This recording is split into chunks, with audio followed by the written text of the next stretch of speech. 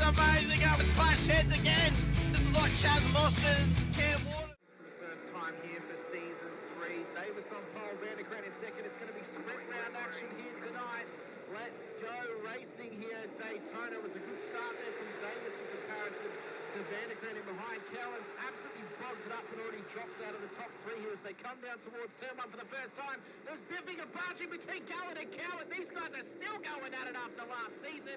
They survived for this time by though. Through turn 2 and 3 they come. Nice and clean, boys. Keep it up as they come up to... I love riding. It's a real social thing. There's a great bond between riders. Every weekend I look forward to getting out there. It's a freedom like no other. Riding to work is a great way to start the day. Shannons insure all types of road bikes, not just classics. They offer features riders really want. It's why they're one of Australia's leading motorcycle insurance providers.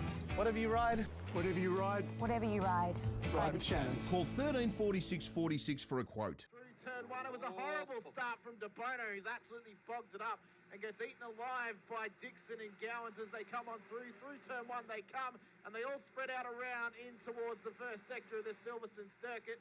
They look all right at the moment. Okay, there's already been a car spun round. That's Jordan Ferguson off wide.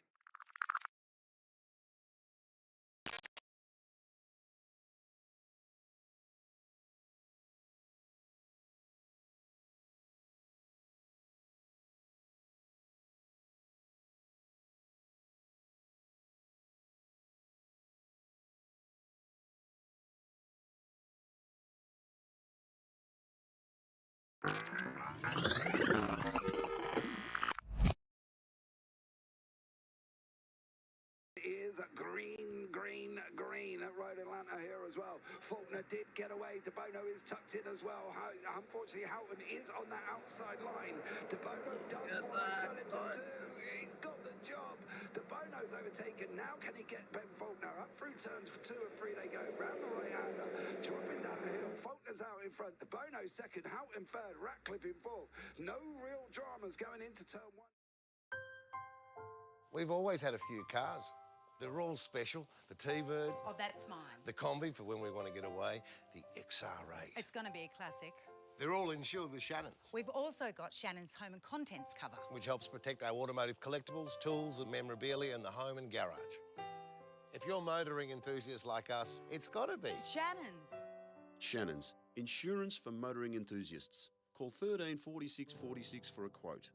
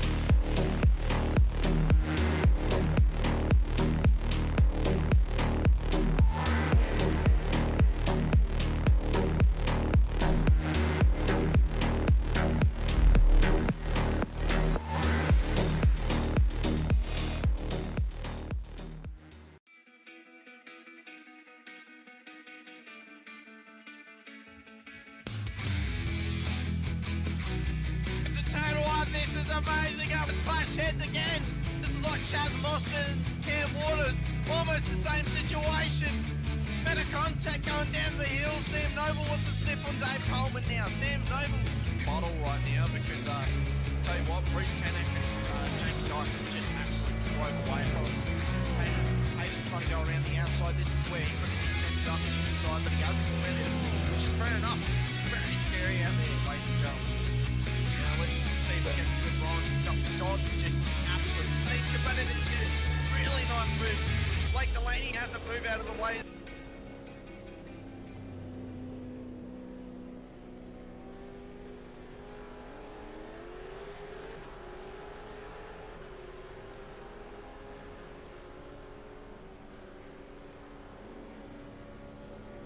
Good evening, good morning, good afternoon, ladies and gentlemen. Welcome back to SRW TV and welcome into the Warren Brown Tools V8 Supercars Championship here for round 3 of season 4 of 2024 out at Autodromo Internazionale del Mugello for what is bound to be a foggy yet hard-fought night of racing. I'm your commentator here, Hamish Munro, joined as always alongside by Stephen Sinkovic.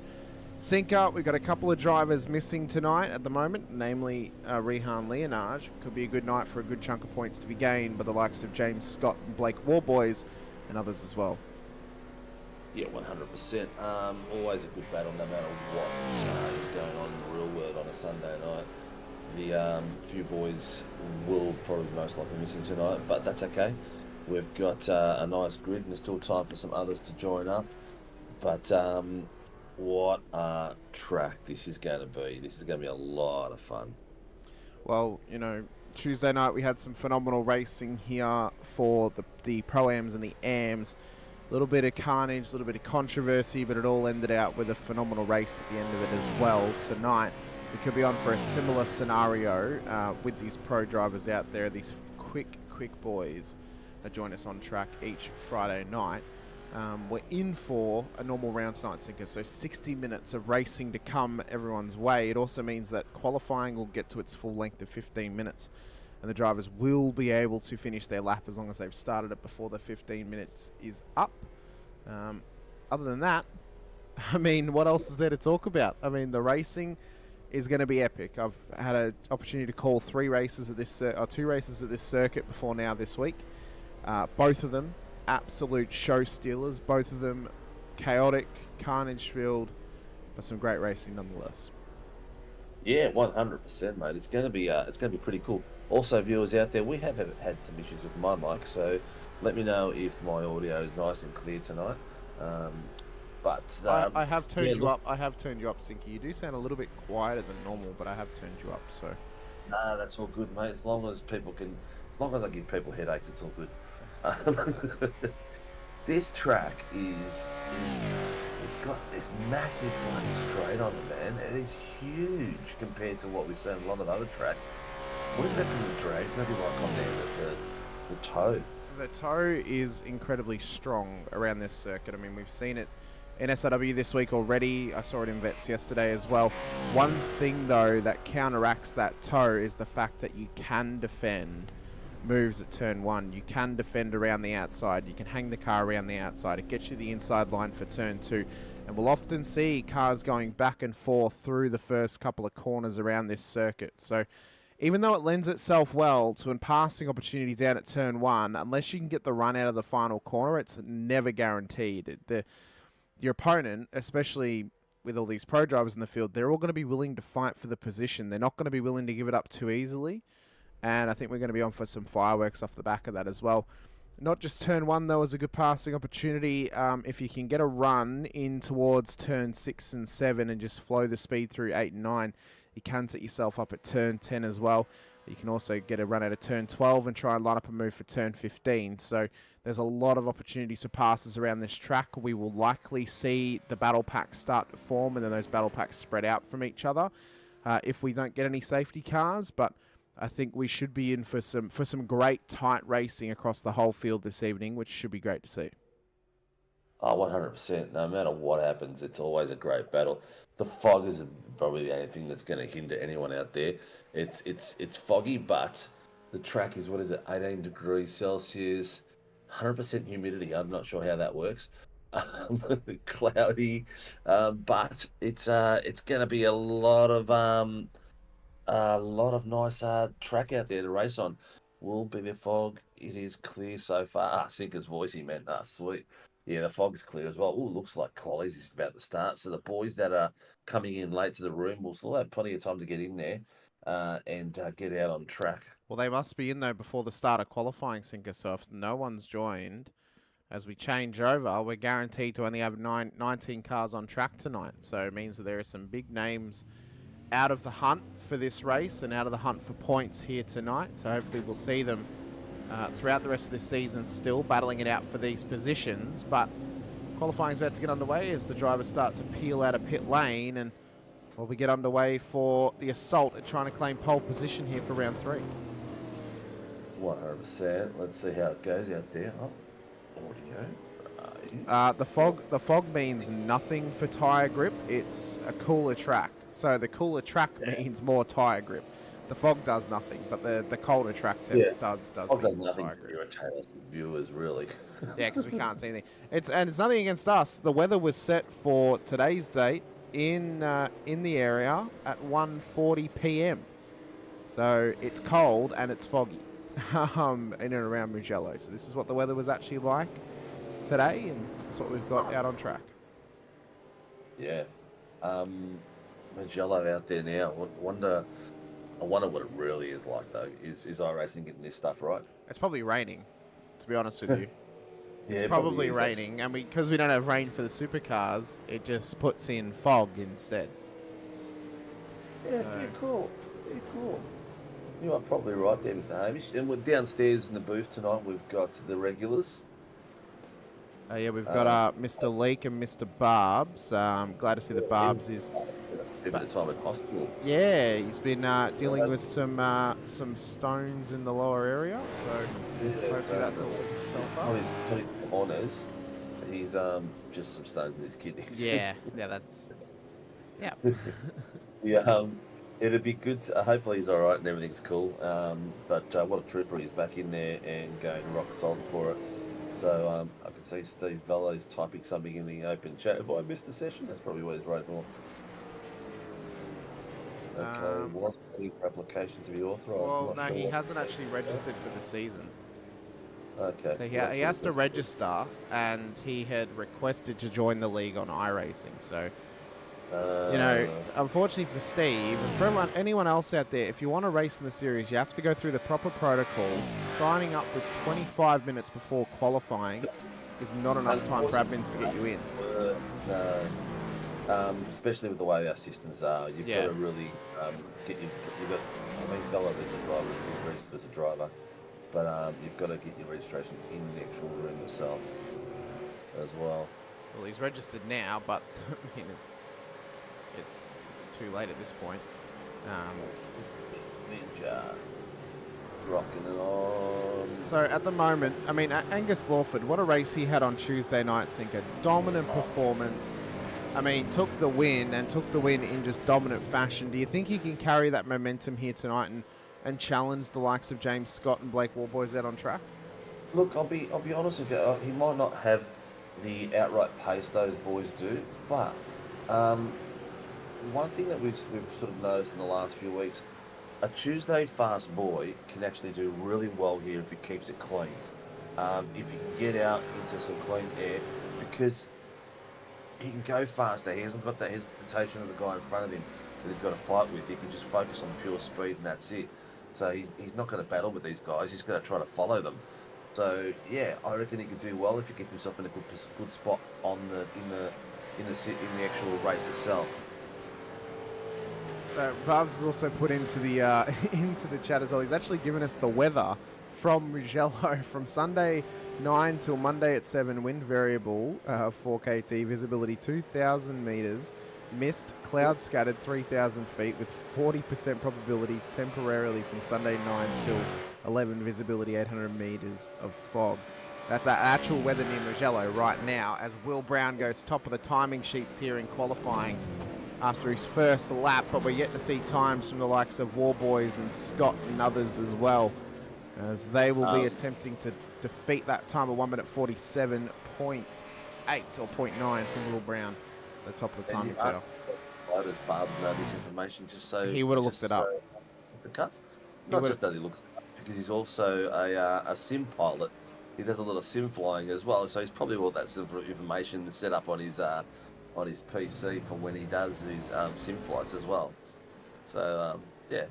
I wonder if he's gotten himself set up for a Microsoft Flight Sim flyover of Mugello today. I think he's spent too much time recovering, mate, to be honest. Yeah, probably. So Warboys yet to set a time in this session. James Scott currently sits in the provisional pole position with a 147.65. Will Brown P2 147.91. Angus Lawford P3 148.1. Now he might be a little bit off the pace of Scott, but what Angus has, and we noticed it earlier in the season, especially at round 1 at Long Beach Sinker. He's very tenacious. He has a lot of tenacity out on track, and he's willing to fight for things, and he's actually very consistent with his lap pace as well. He's a skilled driver. He's done so far what he's shown us. He's doing really well. He's got a good head on his shoulders, and he knows when to stick the nose in, when not to stick the nose in. So that is a key thing when you're racing on a Sunday night here. Well, he's just coming down up towards the Arabiata corners of turn 8 and 9. The double right-hander. The very difficult corner to really set yourself up through Sinker. Very easy to get an off-track on the left-hand side by running it out just that little bit too wide, as Troy Stone Street has gone fastest in the first sector here in his WKMP Sim Sports. Chubby Buns, Burger's entry, but he runs it wide at Arabiata 1 for turn 8, and that's the lap done and dusted for Troy Stone Street. As on board now with Tim Mulford in behind his teammate. I believe Will Brown. It is indeed Will Brown. So they lead each other around at the moment. Sinker trying to get Mulford further up the standings, and for maybe Will Brown to actually challenge that time of James Scott at the top end of the timing tower. Yeah, so I think James is already showing some lethal pace there of a .652. He's Will Brown is what 2.5 tenths behind that. Warboys, where is he at the moment? He is currently coming around turn 12. Yep. So he's got a couple more corners to go on this lap. Right on board with him. We'll see what the lap's going to look like. He is all green, as he hasn't set a lap time just yet. Good. Dodsy's in the pit still. Is he going to go for the back of the grid start? He very well might do. He very well might do. What? While you're there, Barbs, do we have anyone at the rear of grid start? We'll see what Barbs says. I wonder how Dylan Gray's gonna go without Leonard's there to follow. That's true. He does have his teammate though, Jack Andrews, back in the field with him here tonight as Warboys pulls it up and pops out of the car. You've just seen Stacey Boyd, I think it is, off the track Sinker as well. So a couple of drivers just struggling to, well, Warboys didn't struggle to keep it on the track, but he's just struggling to find a clean lap or some solid pace out there, it seems. Yeah. Well, we know it's a tricky track, and you got to get a bit of ribbon out there. Wet's coming for supercars. Well, if the rain comes, I guess the wets will as well. Not the Gen 2, not this generation. It's very likely we're getting Gen 3 in Season 1, and that's when they would get rain and wet tyres. Yeah, well, that's what they said for Season 4, didn't they? So, well, no. They said that it was very, very close for Season 4. There's nothing else in the pipeline for new cars that they've announced that they've scanned that would be as close to development as what the Gen 3 supercars are. So that's just more space for us Aussies to get in there and watch. At the moment, Buchanan's in P7. Got a new livery going. Who does? Sorry. Buckman on the screen right now. Oh yes. So Buchanan's got a new livery on his car at the moment. Vandermeulen's running a bit of a different colour code on his livery as well, bit of a green on there. I believe that Billy Mole, who's just ahead on the timing tower, Buchanan, is running that blue, which is quite a nice look actually. I don't mind it myself. I like the different colours. It's to distinguish them a little bit better, just like we've done with our Team SRW, which helps. What is this absolute train that's occurring at the top of the hill. It appears that Phoenix are trying to line each other up here to give each other a tow, and it's just holding out everyone else up. They need to be careful they don't get called out for impeding if they did impede anyone on that lap. Yeah, it's a tricky one too, because you want to be, if you're gonna go do it, get out of the way. Oh, look, are they getting each other's way at the moment? I'm not sure. Well, I think Lawford might be happy just to sit in behind. I mean, they've got James Scott leading that train. So where would you want to be right now, mate? Who would I Right want? behind. Yeah, right behind James Scott. Although he could very easily just run away. I mean, he might just start to build gap very, very easily. So Harry Dodd's in pit lane. So I believe Mark Houghton has a rear of grid, actually. I believe he does. Dylan Gray's not out on track either, so I believe he also has a rear of grid. Yeah. Didn't end up having my meeting with Warren Brown on Friday because the boys were scheduled for Tuesday. So Tuesday we'll have a bit of announcements. I've got something really cool planned for season 1 of the Sunday Championship, which is going to be really cool and probably drag a few more extra heads in on a regular basis. And just maybe a hint at some Warren Brown products for podiums and things like that. Shimmy's in the chat with us as well. 20 people watching, only 5 likes. Come on, guys. Hit that like button, hit the subscribe as well, and the bell icon so you're notified whenever we go racing. So much more racing to come this season, Sinker. We've got 7 rounds to go after round 3. That's inclusive of every round, remember. Goes quickly, man. It really goes so quickly. It does. Is the fog bad enough to cause pile-ups? Not in these cars, I don't think. I think what would cause pile-ups is drivers pushing too hard too early in the race and braking way too late whilst there's a big train. But because of the tail lights, they should be able to see each other quite easily.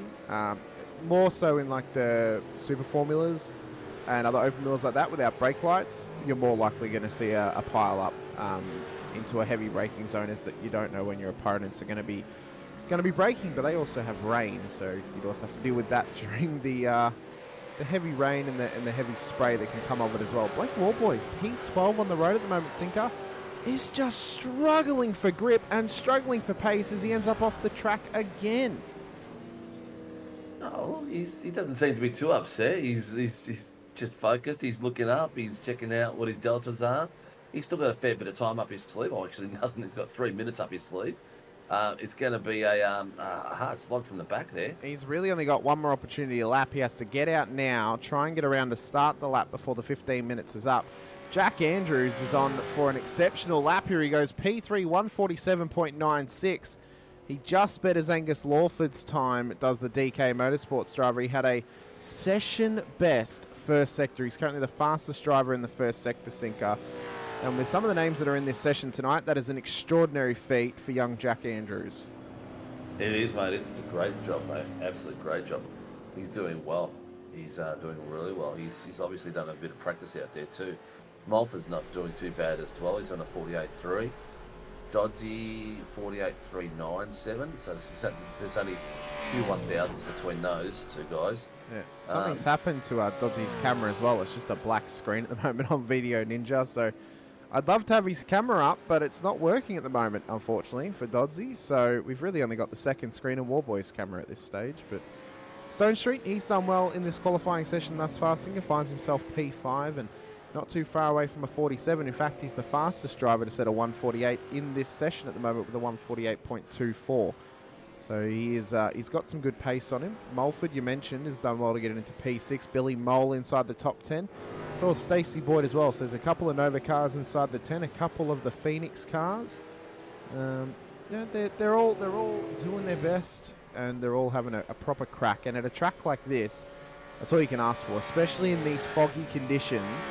The benefit is, if they have a good run tonight, it is a good chunk of points, especially with a lot of drivers away, it seems, this weekend. Yeah, it's one of those tough weekends, but the race goes on and the pace goes on, and the chubby buns still on the side of that car looks pretty good. It's so easily taken out of context, couldn't it be? I think that's the joke, Sinker. I think that's the whole thought process behind Jim Caperones when making that business was Let's have it be a double meaning on it. 20 seconds left in regular time here in qualifying, so if drivers are out there, they've got to get a new lap started before the 15 minutes is up. This will be the last attempt for James Scott and Stacey Boyd. They are nowhere near close enough to the line to start another lap. As Travis Daly crosses the line, as well as Angus Lawford, they have an opportunity now to set another lap in this session. This will be their final run up towards the line. Warboys, he's also had an opportunity to start another one too, so we'll see if there's anything left in the tank for Warboys at the moment, but he is struggling in these foggy conditions. Yeah. Not usually we see him down that part of the track, but all the more fun for him to fight his way through, so it should be interesting. So today was a Bathurst 1000, correct? No, it wasn't an iRacing official one. It must have been a League 1000. Oh, yes, I think there was a charity one or something like that. Yes, so that would probably explain it. Plus also the fact that I believe the Victorian Hill Climb was on today. Obviously the Gold Coast 500 was on. So a lot of different motorsport and sim racing events on this Sunday night, or on during the Sunday today. Yeah. What have we got left? We've got... well, we're over the 15, so these are the last attempts for these drivers now to get their times in. Purples through this sector. And he's gone fastest, 147.58, so he was already top. There's not many drivers out there who could challenge him at the moment, Sinker. Could Lawford beat him? He's on a green and he's on an orange. If he were to go purple in the last sector, would it be good enough to beat James Scott's time? I don't know. As he comes through 13 and 14, he's had some phenomenal pace this evening and across this season as Angus Lawford. And we're only just getting started tonight. We still have a 60-minute affair to come. Oh, it was the Sim Blacks 1000. That's right. That's right. Yeah. So Lawford up towards the line. What's the time going to be for him? Does it better him in towards the top three? Warboys is not looking to get better. As Lawford goes across the line, what does a lap look like? A 148.13. That is not any better than his previous best, as Warboys goes faster than he previously has in the final sector, puts him inside the top 10. Trav Daly was on all greens. He's P13 on the road. Billy Mole comes home inside the top 10, only just inside the top 10 in this session. Yeah, and our resident South African, he said he was going to be away this weekend with the family too, so... We've got 20 drivers in the session. Sinker, Michael Schroeder snuck in at the very last moment before the end of qualifying, so I was wrong if they're in before the end of qualifying. Track and firing it. There's no difference what's going on. There was a tough slog today, that Bathurst 1000. Ooh, yeah. Is it setup that causing some of it to be further down the field? Setup could be issues. Warboys could be having some fun with setups at the moment. Who knows? It is a track where you want to be comfortable in. So if the boys aren't feeling that comfortable, they're probably not hitting the pace they want to be hitting. Well, David Lawler of Project 36 saying we'll take fourth for Angus Lawford. I'm sure he's very happy with that effort, especially after his win on Tuesday, Sinker. I think anything more tonight of another solid performance would be a benefit for him, and he'd be very happy to take that in his strides this evening as we get ready to go racing here this evening. Our starting grid will be as follows. It will be James Scott in pole position ahead of Will Brown in P2 here tonight. Jack Andrews, Angus Lawford will start on the second row. Troy Stone Street, Tim Mulford on the third with Harry Dodds, Blake Warboys on the fourth row with Stacey Boyd and Billy Mole making up the top 10. Will Buchanan and Mick Clifton will make up the top 12 cars on the road, with Trav Daly, Sean Vandermill and Brad Dable making up the top 15. Blake Urquhart, Ben Brook, and then back to Michael Schroeder, Mark Houghton and Dylan Gray at the back end of the field this evening. 20 cars to go racing. Our race controllers here tonight, Greg Barber and Greg Leake, for a double Greg duo here for Mugello. The Gregs. I've got my camera sitting on Billy Mole, so we're watching the back end of the grid. Either way, this is going to be a lot of fun for these boys. Crowd's not super pumped out there as we can see at the moment. Probably could have a few more fit in that stand. They're probably a bit cold, I would say, in this fog. We'll see if it clears. Coleman saying the fog is terrible for the viewers. Well, it was not planned. The fog was was just from the forecasted weather, so blame the weather gods. Oh, Mr. Coleman didn't make it. How'd you go today, mate? Here we go. So, Cinco, I mean, we're waiting for Scott and Warboys and Urquhart and Gray to join the grid. Yeah. Where do we see this one going? 60 minutes? Could be a bit chaotic. Yeah, I think it's going to be a clean one, mate. It's going to be a very clean one tonight. I agree. I think, you know, it was fairly chaotic on Tuesday. We had a couple more cars out on track, but I agree. I think we should be fairly clean this evening. 30 seconds till the lights go up, as our pole sitter is yet to join the grid, as well as Dylan Gray at the back end of the field. Hopefully Gray's going to be able to get into race. There is James Scott on the starting grid. Is Gray going to make it? We'll see. Maybe starting from the lane. Not too long to go, though, till those lights go up. Still looking pretty spectacular out there.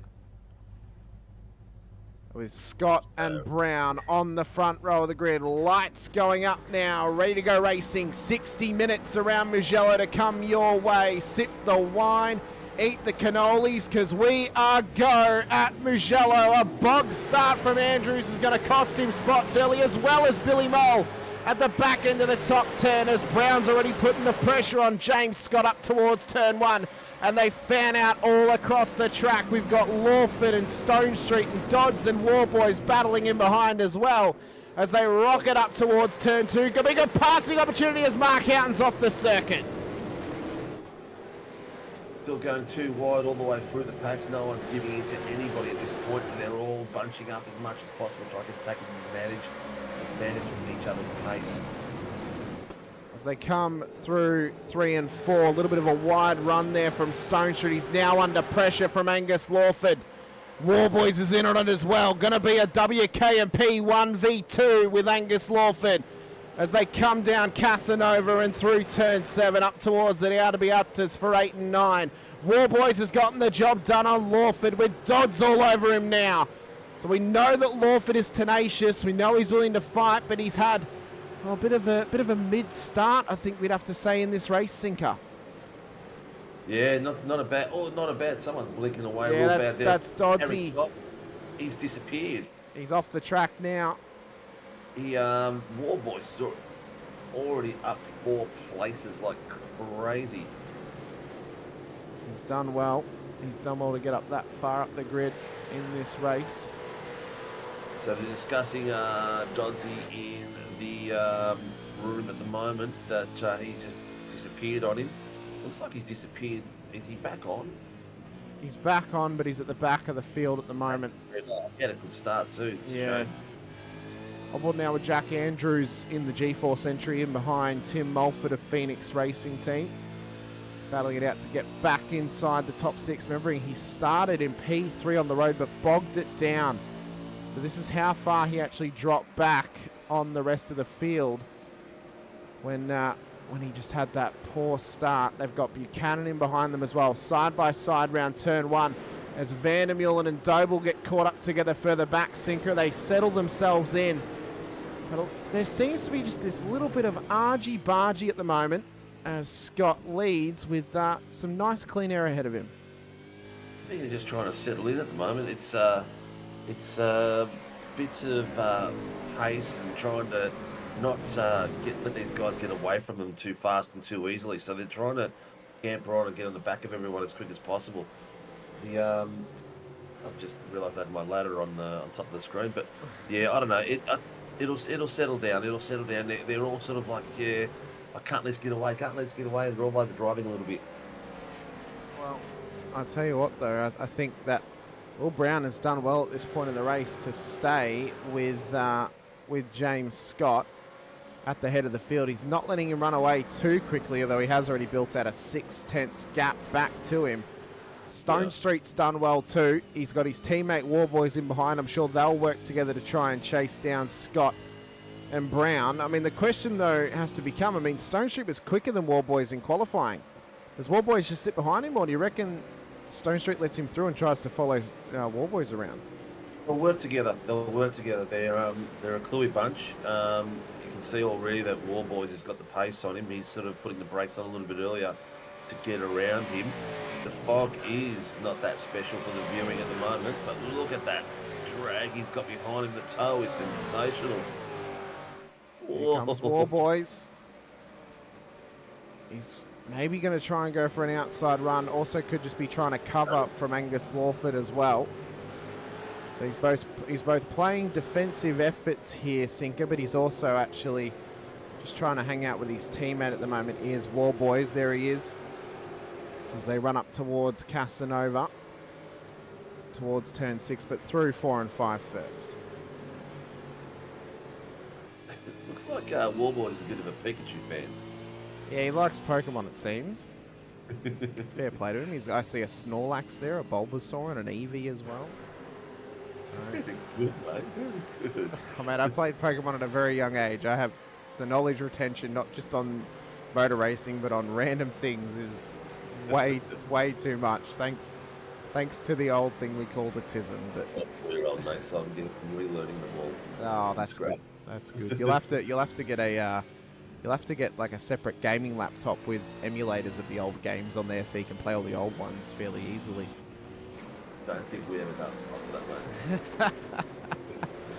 So Warboys is doing well at this stage in P4 on the road. James Scott, though, currently leads this race by 0.6 of a second over Will Brown. It's in a further 2.3 seconds back to this little pack of Stone Street, Warboys and Lawford. Just in behind them, they've got Tim Mulford leading Jack Andrews up towards turn 15.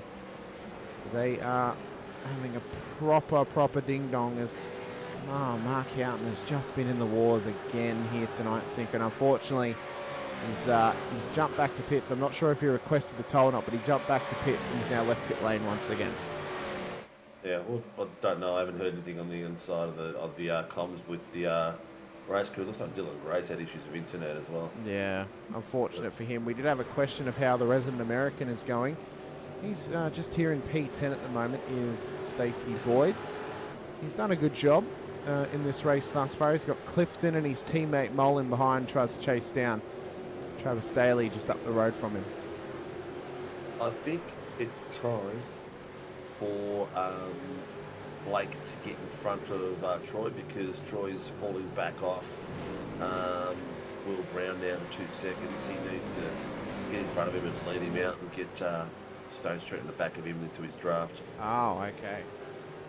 Sorry, who are we watching driving? Okay, so to explain it to you who we're watching at the moment, if it's lit up on the timing tower with red, that's the car that we're focused on. So at the moment it's Travis Daly. He's just ahead of Stacey Boyd, Mick Clifton, in behind Will Buchanan. New colours on that car this weekend, Sinker. I don't mind it. Bit of black, green, and orange, nice and bright, looking like a pencil case of highlighters. But it's hard to miss in this fog. Looking a bit like that. The timing tower is very close, mate. No one's really gapped out at anyone. Jack Anderson on Lawford, 2 seconds. Then all the way back down to Blake Urquhart on Billy Mole. And then you've got your guys at the front. Will Brown is lost the toe off James Scott. James Scott has got himself out there. He's 2 seconds out there. So we need Warboys to get out there and jigger it on to have a bit of an attack at him at the moment. Apparently, according to Matty Parker, Stacey Boyd's been whinging because the boys have not been on at 5 a.m. as Andrews appears to have disconnected from the session inside the top 10. He's nowhere to be seen at the moment, Sinker, and he's just returned right ahead of Mulford. But you saw those sparks fly. Those are the particles that can occur when a car is jumping and blinking out of existence. So it may not be very long until Andrews unfortunately drops out, as this circuit not only draws quite a lot on the sim, but with heavy fog as well, this is going to be worrying for Andrews. Yeah, 100%. Look, he's doing it right. Look, I can't see anyone doing anything silly at the moment. Everyone is just trying to either fuel save or keep on the back of the guy in front of them. A big battle pack here. I'm going to switch my camera to you've got it on Mulford. I was going to say, there we go, race control. Oh, someone's brought something in. I believe it might have been Blake Urquhart. He's just had an off track. Let's have a quick gander. Yeah. What's happened to him? Back there. So we had Vandermeulen on his inside. Well, that doesn't seem to be anything of Vandermeulen's fault. That's Urquhart was going slow. Vandermeulen tried to come past, and you know, he then tried to follow him round on the outside. Maybe Blake should have just tucked him behind him instead of trying to fight him for it. Yeah, I wish I had a magic button that just cleared fog. That'd be nice, wouldn't it? It'd be real nice. Just, you know, let's bring the sun out, shall we, and get rid of this fog. But matches the color coding of the Sunday Supercars, at least, of that white/silver color. But 10 minutes in, we've got James Scott out in the lead. He's broken away for 2 seconds. Troy Stone Street 1 second behind him. Blake Warboys, his teammate, is right on the back of him. So maybe they're going for strategy here at the moment, and things will change up for us a little bit later in the race. Angus Lawford in 5th, Jack Andrews in 6th, Tim Mulford in 7th, Will Brown 8th, Troy, Travis Daly 9, and Stacey Boyd 10th. I always get Travis Daly mixed up. And Troy Dooley, yeah. Yeah, I always call them the other way around. Yep. No matter who's on the track, I pick the other one. Oh. If only they were in the same team, then at least it would be understandable, Sinker. Yeah, I'm just going to call them TD from now on. Stacey Boyd's now gained a position over Will Buchanan. He's trying to chase down Travis Daly as we currently stand. So their battle looks to continue on. Buchanan is under big pressure from Billy Mole at the moment for the back end of the top 10. Billy Mole been back into his starting position, but Buchanan's trying to fight him for it door to door through turn 10 and 11. Well, they somehow get out unstaved, and Mole takes back the position that he started this race in. Buchanan drops back, but Clifton now wants to try and have a crack as well as these two battle it out right ahead of him, and he is in prime seating position to watch this battle unfold. Brad Doble has just caught the back of that pack in front of him now, and now we've got Doble, Clifton, Mole, and Buchanan back there again. Vandermeulen was in the back of them, but he's just backed off a little bit. Benjamin Brook just been passed by Harry Dodds. Harry Dodds is making his way back up to the pointy end. Our biggest mover at the moment is Travis Daly with 5. Yeah, he's done an exceptional job, has Travis, to make up so many spots in this race. To this point in time, Buchanan and Mole are still side by side and fighting through one. You have to think, when is it going to give? When are they going to have it coming together as Mole has a slide on the outside dirty line of turn 1? Buchanan is still with him through 2. Clifton's there to take advantage, as is Brad Doble. The battle looks to continue on up towards 4 and 5. Clifton trying to find an opportunity past these boys, but they're not giving up the fight just yet. It's been exceptional racing over the last lap and a half between Buchanan and Mole.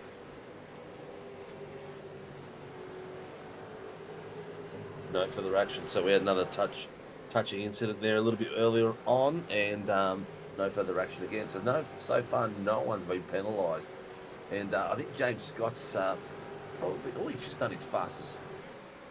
Well, no, he doesn't do it now, but he's done his fastest lap already with a 1:48.390. His lap time's 1:48.932, so he's in conservation mode, I reckon, a little bit. He's just on cruise control, man. Look how smooth this dude is. Yeah, he is. He really is just trying to conserve, trying to get past every lap that he can. I mean, we've got an hour in this race, Sinker. It's a lot of laps to run through across an hour. There's no point pushing too early. I mean, he's built a nice gap over Brown. Wants to keep him out of tow range. That's pretty much the only thing he has to push for, is keep him out of the tow for the main straight. The rest of the lap, there's not much that Brown can do to catch up to him. As Warboys looks to finally get past Troy Stone Street down towards turn 1.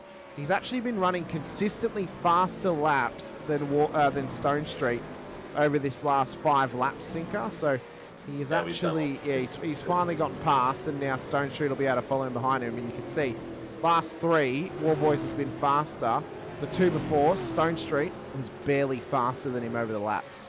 Yeah, this is what they need to do as a team, and this will help Stone Street get the pointy end, and also strategy-wise. So we're into lap 8.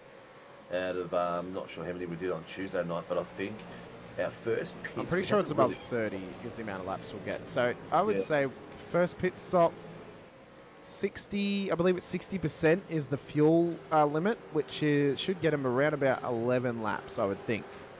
Well, we had the first one come through at lap 9. The furthest we had was lap 13, but most of them were around the lap 11. We did have a safety car early though, didn't we? Which allowed them to go a little bit longer.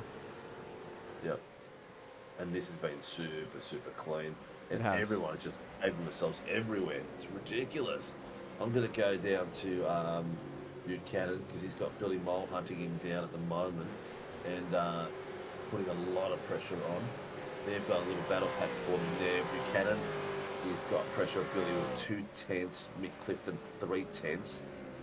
Brad Dale 572 just called something in. Yeah, it's look. So I'm not sure if I don't think it would have been Michael Schroeder who's now had an off track who might have been involved in that, but we'll have a gander nonetheless. Mark Horton's had to camp the car. He has got hardware issues. The pedals aren't functioning properly. Did you? So you said Trav Daly called it in, or Will Buchanan? Or was it Brad Dover? Mark. No. To who called in the incident? Oh, so Buchanan pulled over. I don't know who that was. Buchanan let them go. Very odd. Very odd. A little bit of slowdown from something. Quite possibly could have had the slowdown, let them go, and decided I don't want to let the other guys go. Fine. And now we sped up a bit, so that was an interesting one. Little one there.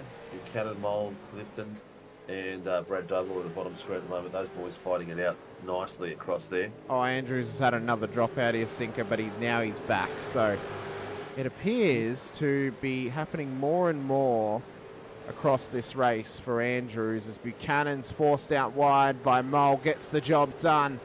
Clifton trying to get it past him as well off the exit of turn 8. Doble's in there too. Buchanan needs to be careful. He could drop 3 spots in the span of 4 corners. Oh my God, is Doble going for it? He is side by side at turn 9. Phenomenal move from Brad Doble. But Buchanan hanging out with him though through 10. Now he has to back out of it as Vandermeulen unfortunately misses out on the opportunity to get by.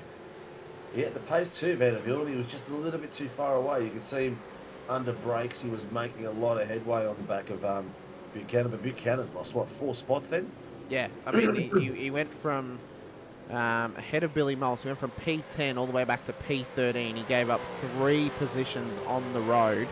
Nearly gave up the 4th to Vandermeulen. He was, I mean, turn 10 could not have come quick enough for him at that point. Yeah,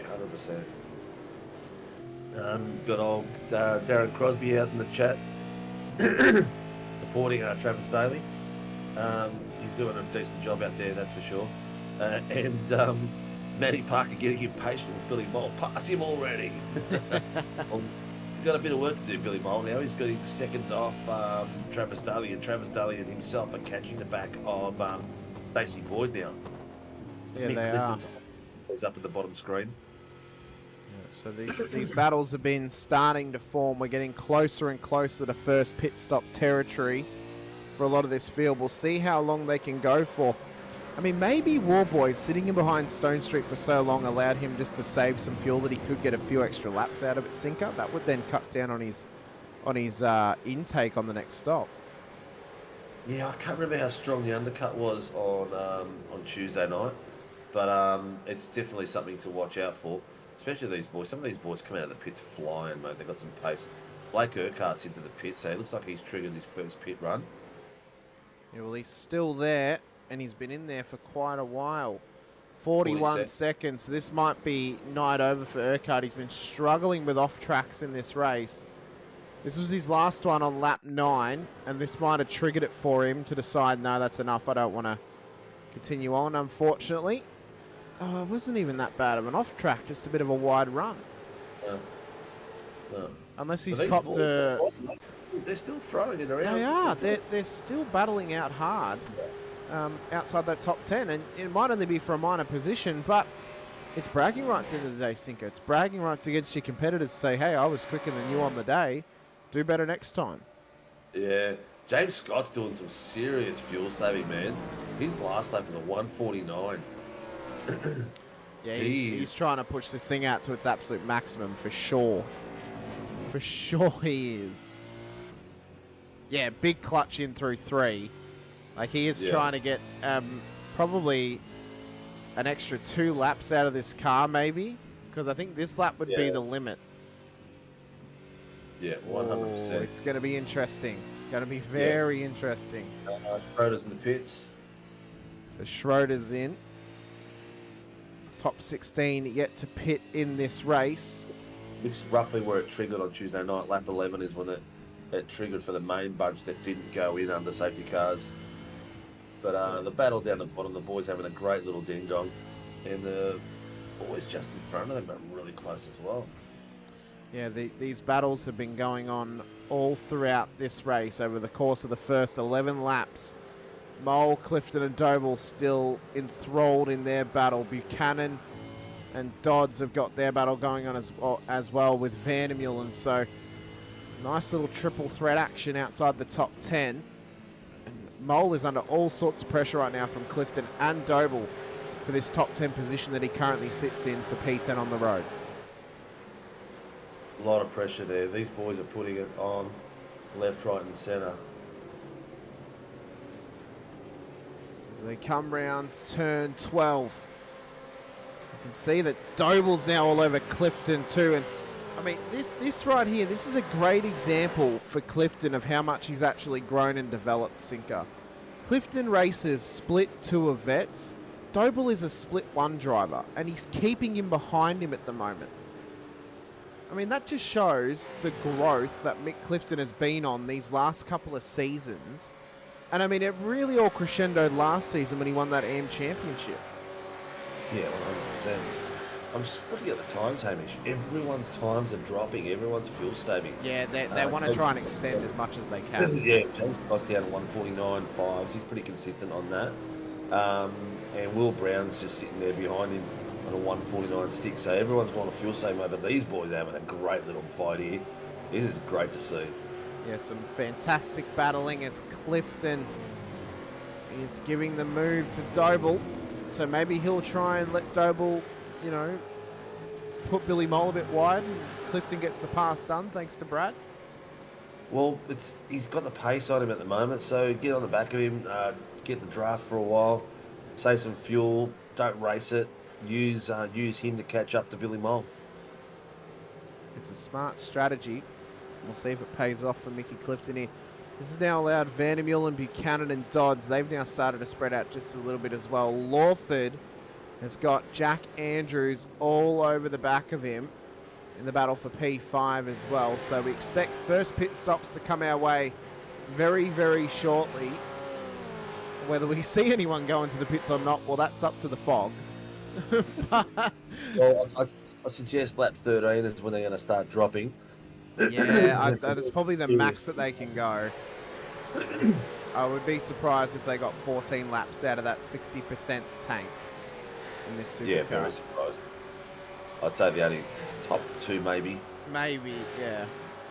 Maybe Warboys, who's been fuel saving in behind Stone Street. As Andrews looks to get this done on Lawford in towards turn 1. Job done for him up the inside. Lawford very likely, though, fuel saving to his absolute maximum heart desire to just try and find any extra laps that he can out of this fuel tank to limit how much he needs to take in the final stop of this race.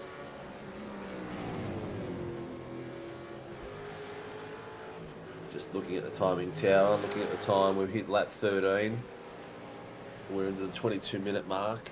Unfortunately, it appears as well that Michael Schroeder is out of this race, Sinker, so that's unfortunate for him. That only leaves one Accelerate Sim Racing car left out on track, that being Mick Clifton, but he's having a very, very strong run in P12 at the moment. Matty Parker in the chat saying tyres suffer, high deg here, 100, that's exactly right, Matty. I mean, very, very high degradation at this circuit. I mean, you look at the track map, Sinker, and I mean, it looks technical, but you don't see the elevation changes that this track has and the off and on camber corners that this track has from that track map as well.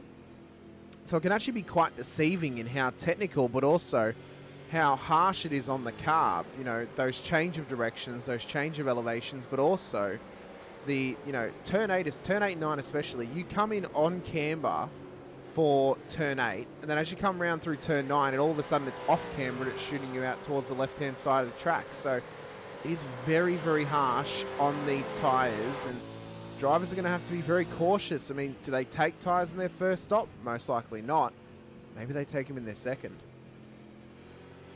We'll see. We'll see what they do. It's there's not a lot of pressure on out there. We're all got fuel saving everywhere. They've all gone 14 laps. Yeah, they have. Somehow. They have. Yeah. Yeah. So they're really trying to push the one stop in this race, which would be extraordinary. 150s. Everyone's sitting around 149. So you'd be crazy to push it out far and try to get away from the pack when you can definitely fuel save by looking at it, and they're all the same strategy. They're all for saving fuel. I might just quickly crunch some numbers, or see if there's any numbers that I can crunch, just to figure this out a little bit more. Should be a one-stop button. Oh, okay. Well, it should be a one-stop then, so that stops me from needing to crunch numbers. So. Yes, there's only one set of tyres as well. Yeah. No, it's one set in endurance races. It's one change in endurance races, isn't it? Not normal rounds. Yeah. So when we have our 80-minute races, it's normally one set. Meaning slow laps, we went 16 in vets. If the vets would have started with 80 litres, I think it was 250. It was 200. They started with 50, so they will. They'll be able to go to probably about lap 18 on this tank. I'm watching Billy Mole down here on the bottom. He's right on the back of Brad Doble and they're just following Travis Daly around at the moment. They are indeed, as Warboys and Stone Street are still together. Will Brown has now started to encroach onto the back of James Scott. Yeah, they had 6 litres of fuel, 3.9 litres per lap. So, that'd get them. Well, that would get them about 18 laps, 18 or 19 laps. So yeah, we'll probably see them come in maybe on lap 16, Sinker. I mean, they've got 4 minutes until the half an hour mark. Once they get to half an hour, they know they can get home on that amount of laps. So that's probably when we'll start to see it shake up in the pit lane a little bit. So at the moment, our current running order: James Scott to Will Brown to Troy Stone Street for the top 3, Blake Warboys, Jack Andrews top 5, Angus Lawford, Tim Mulford, Stacey Boyd, Travis Daly, Brad Doble for the top 10. Billy Mole, Mick Clifton, Sean Vanderbilt and Harry Dodds, Ben Brook, Will Buchanan makes up the rest of the running order, with Schroeder, Urquhart and Houghton out of this race at this stage, unfortunately for them. 17 on 6 litres. So yeah, probably next lap or the lap after we'll see them come into the lane. Probably as early as this lap, I would say. I'd say that James Scott probably a bit more, Warboys a bit more. I think Warboys, by the time the pit comes out, he's going to be out there in like second or third. Yeah, he very well could be, although it is a big gap up to Will Brown. I think third place more likely, as he could jump his teammate in the pit lane, depending on what his fuel intake is. But it's going to be dicey, and it's going to be a little bit of a gamble of how much they put in the car, whether they put in the full 66 litres or they put in slightly less to just limit how much they can have in the car towards the end of this race. But that might take a little bit of fuel saving from them. Just watching the clock, watching the laps, watching the cars. Have a look at the bottom screen. All this. That train of cars, they've not left each other this whole race, Sinker. They have been together this whole race. Too wide in that corner. Yeah, Doble and Daly through turn 1. Doble has to back out of it though. He's popped back in behind Trav Daly here. So Doble's now up inside the top 10 after getting past Billy Mole. And they are now challenging P9 on the road, Travis Daly, with Mick Clifton not too far in behind them as well, as Doble looks to be on the charge for Shadow Racing here. try and fight his way in towards further up the top 10 as P9 is right in front of him on the road. No, it wasn't this foggy on Tuesday night, Steph. Not at all. Wasn't at all. No, we left Leaky behind in Mugello, and we come back and it's like this. He just blew that many safety car engines that it's just smoke. It's not even fog. Come on, we're at lap 14. There you go, mate. He put in 58 litres with one safety car on Tuesday, so could be a similar scenario tonight, even without the one safety car. Take a little bit of saving from some of these drivers, but we're only a minute away from the halfway point. So if these guys were to come in, Sinker, if Doble, Daly, Mole and Clifton were to come in, they would actually come out of the lane after the half an hour mark, so they could get home from here if they decide to come in, seeing as this would be realistically a critical lap to get home. 100%. 100%. If I was in a really tight battle with someone right now, and they were causing me, There you go. Nick Clifton's in. Yeah, exactly. That's what I would do. Get out of the pack and try to get some open air. And Ben Brooks also in as well. So the first of the pit stoppers in this race into pit lane. James Scott still leads. He stayed out on the road. He's gained a massive chunk of time over Will Brown somehow. Yeah, Will Brown last lap was a 1:53.6. So this would explain why. He had a moment, it seems, down up towards turn 15. Oh, it was a massive wide run. It was under brakes. Oh, no. Something in. So Daly's called something in. That might be this moment here with Doble. They went back and forth for a little bit down at turn 1 here, Sinker. So Daly ran it wide. Doble tuck it up the inside. Daly had a little wiggle. No contact just yet. Oh, big net code. It was a massive net code. I don't think there's any onus on Doble there. That's a massive net code. I don't know if contact would have happened even with that net code, as James Scott is in the lane. So the leader comes in. Does Will Brown follow? He does, as does Stone Street and War Boys. Where is Jack Andrews? He's in the lane. Angus Lawford as well. Through the mist and fog of Mugello. Does Mulford follow them? He does. Stacey Boyd as well. So our highest current seated driver who pitted is Mick Clifton. We'll keep an eye on him and where he filters into this as the top. Trav Daly stayed out. Yeah. Wow.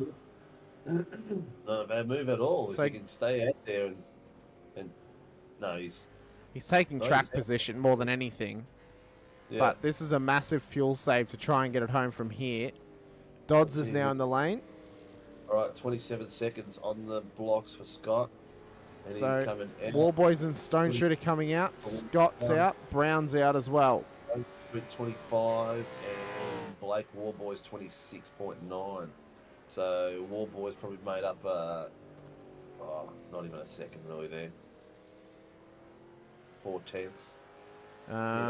Well, War Boys made up nothing on Stone Street. Made up the 5/10 on Scott as Clifton now comes down the main straight. Comes out ahead of Brad Doble and Billy Moles, so he has undercut both of them in that stop. So now the question has to be, do they undercut Trav Daly when he comes in as well, Sinker? 100%. That net code is exactly what it was.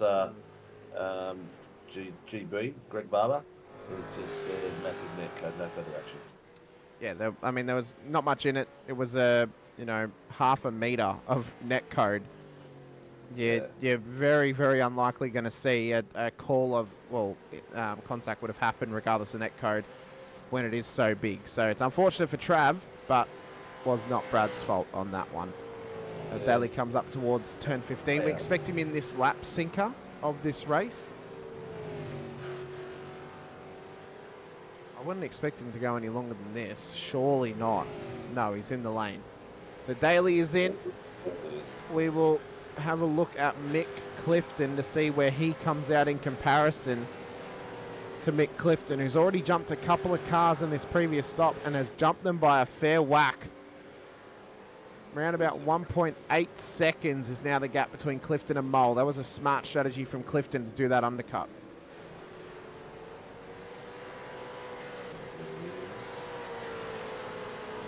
Got himself as the clean air. It was definitely what I would have done.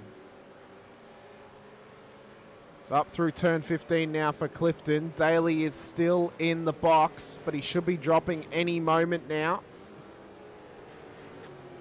He's dropped 27.15, so Clifton went about 2.5 seconds faster in his pit stop, and he has screamed past Travis Daly, as has Billy Mole, as has Brad Doble.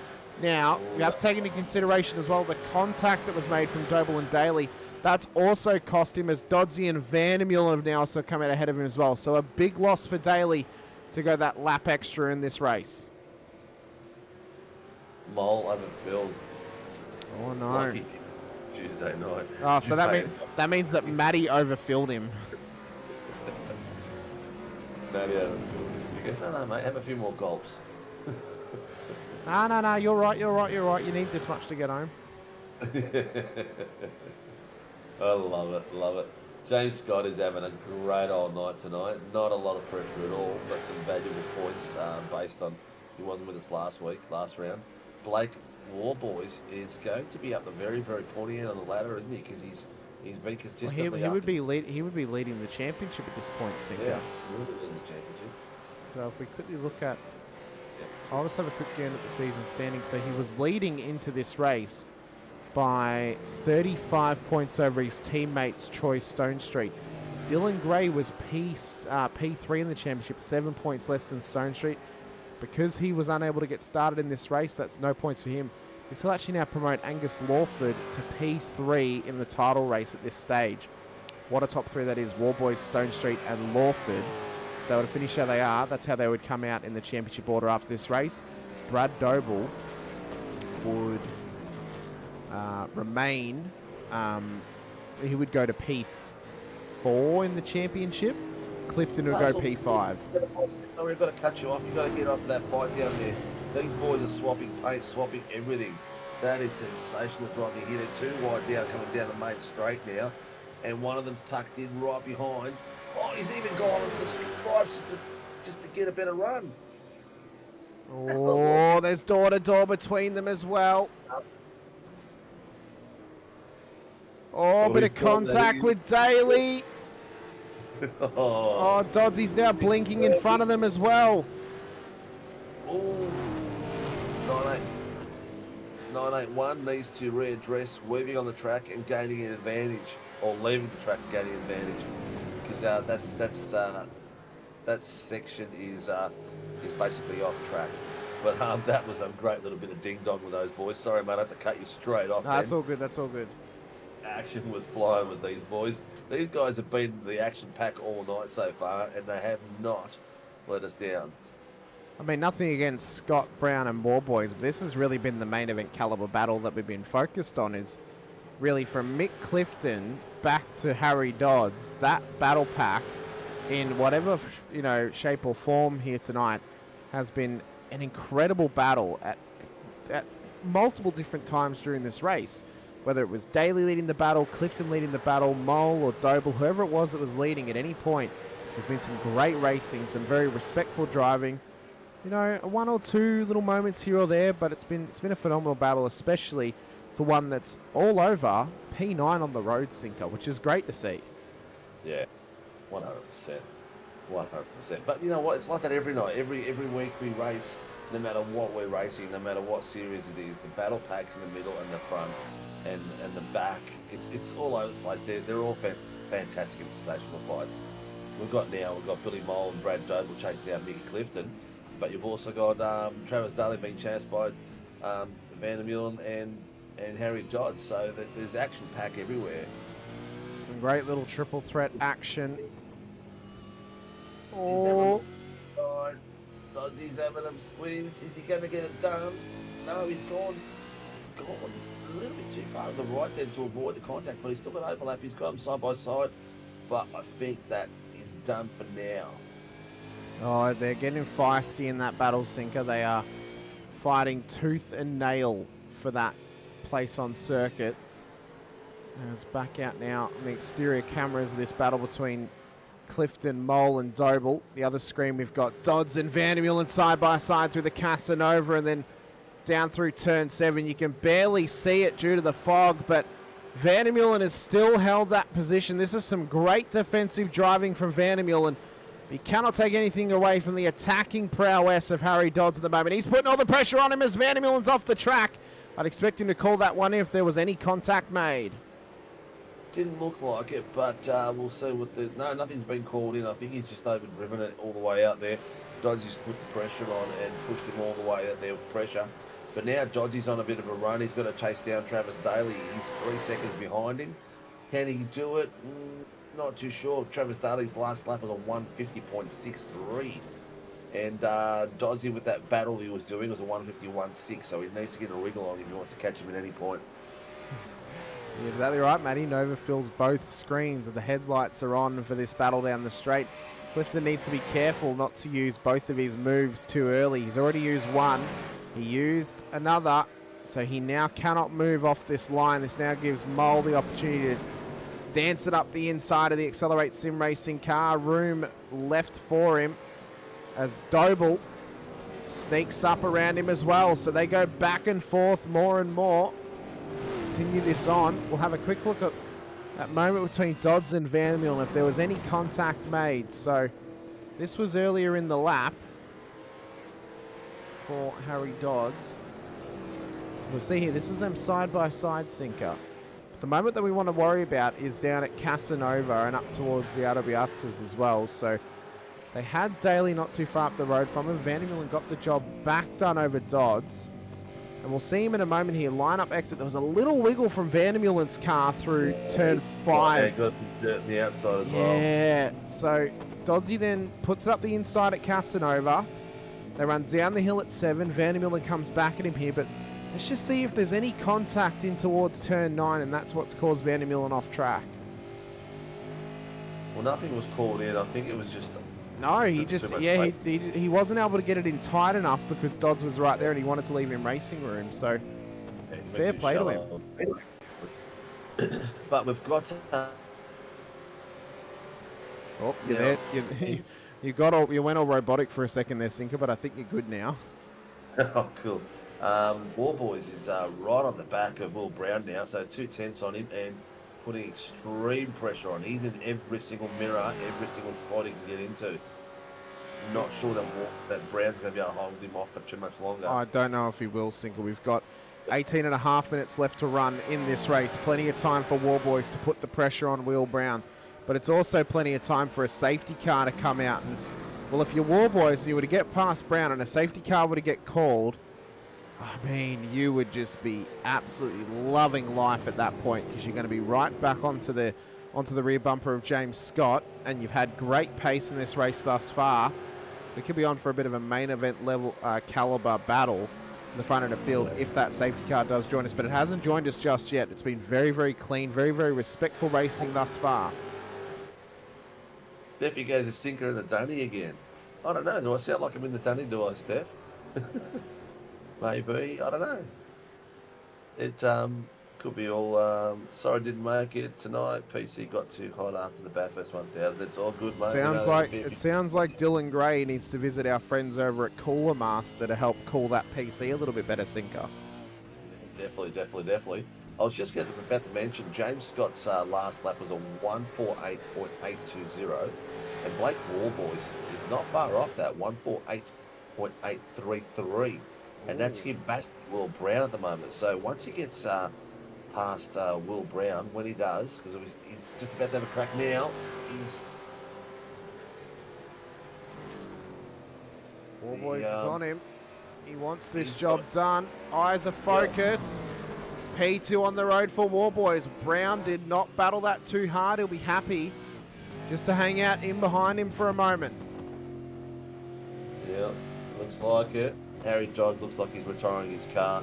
He's having internet issues. I'm a bit echoey, am I, Steph? Maybe just make sure that you've actually got the correct mic selected, Sinker. You don't sound like your laptop mic, but it does sound different to your normal mic, I will say that. So a jigger.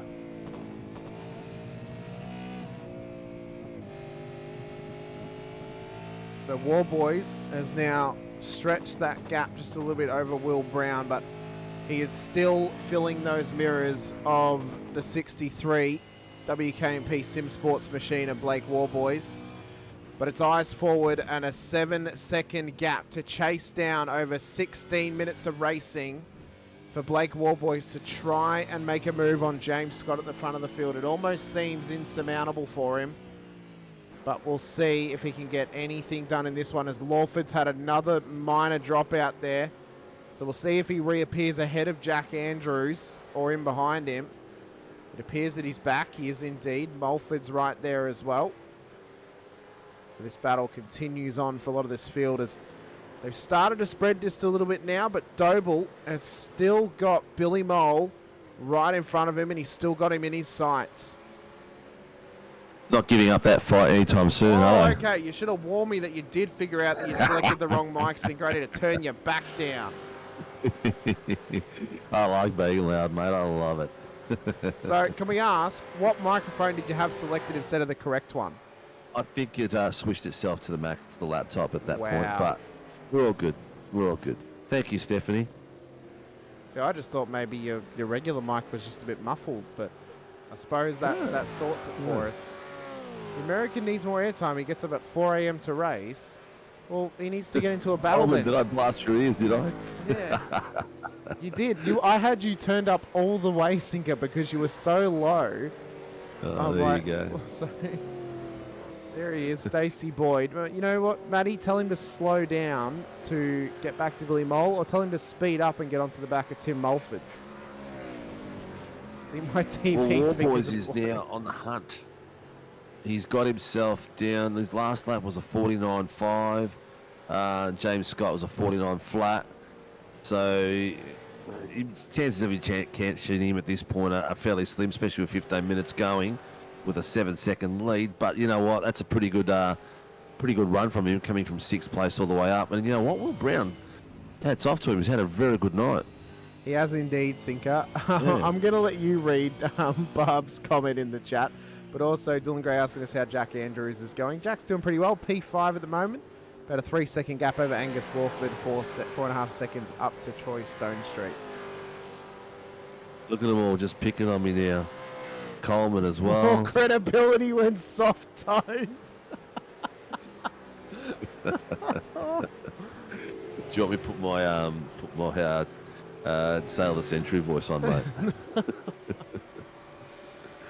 Do your best Larko impression for us, Sinker.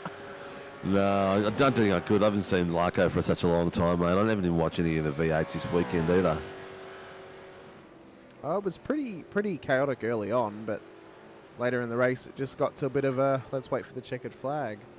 He's driving a very smooth race. Stacey is. He is indeed. P8, 1.5 seconds up to Tim Mulford. He's doing quite well for himself. Pace out there is pretty good. Actually, James Scott has just put the foot down. His last lap was a 1:48.881. So he's like, yeah, let's get a wriggle on. Let's get this over. He thinks that, the faster his lap times are, the faster this race will end for him. Unfortunately not. We're on a timer. That's what he's probably thinking.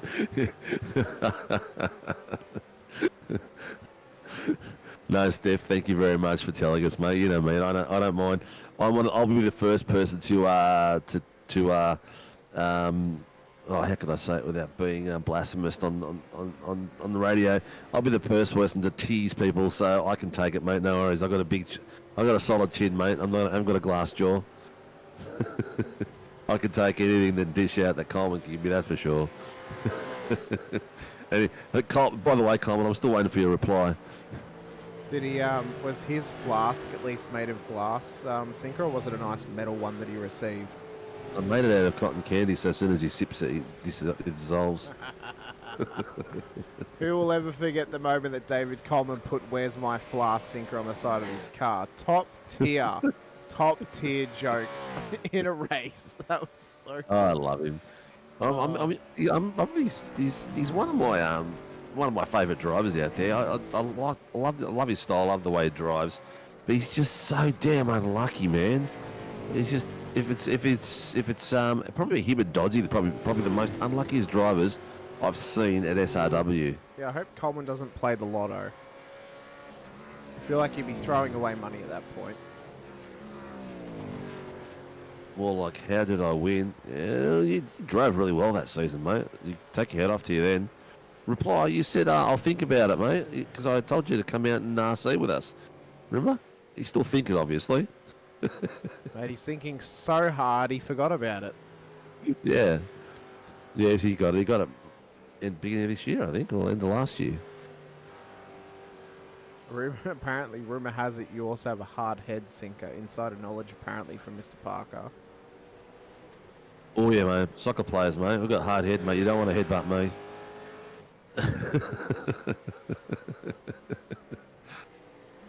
At the moment, our closest battle on track is this one here. Blake Warboys and Will Brown in the battle for P2 on the road.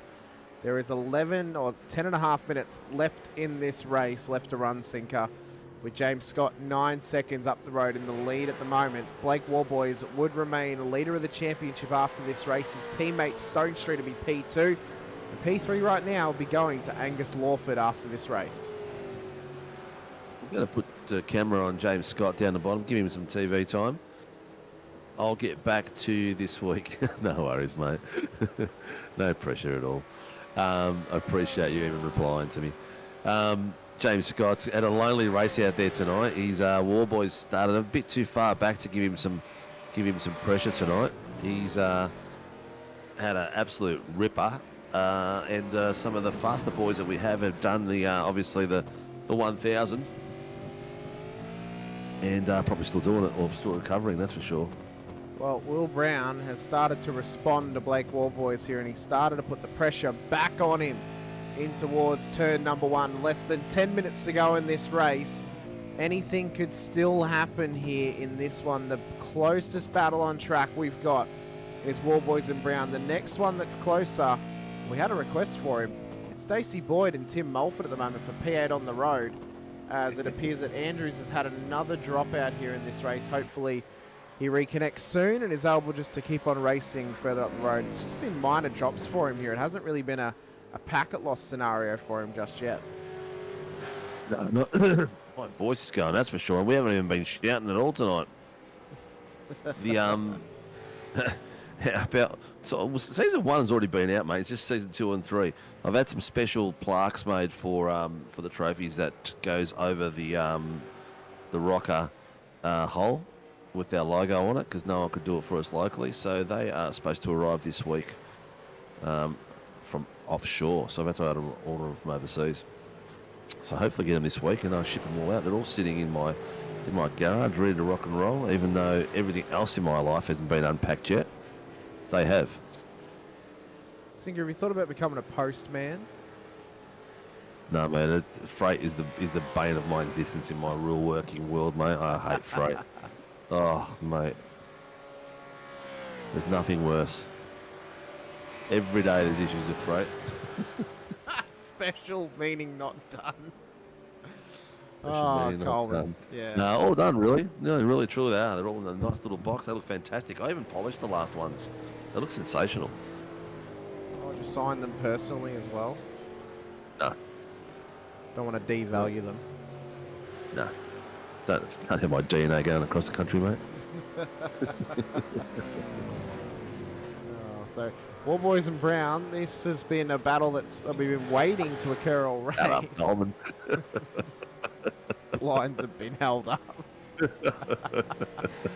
No, it's true, mate. I can show you them all if you want. That's a real curtain raiser of a joke from you, Coleman. Oh, God.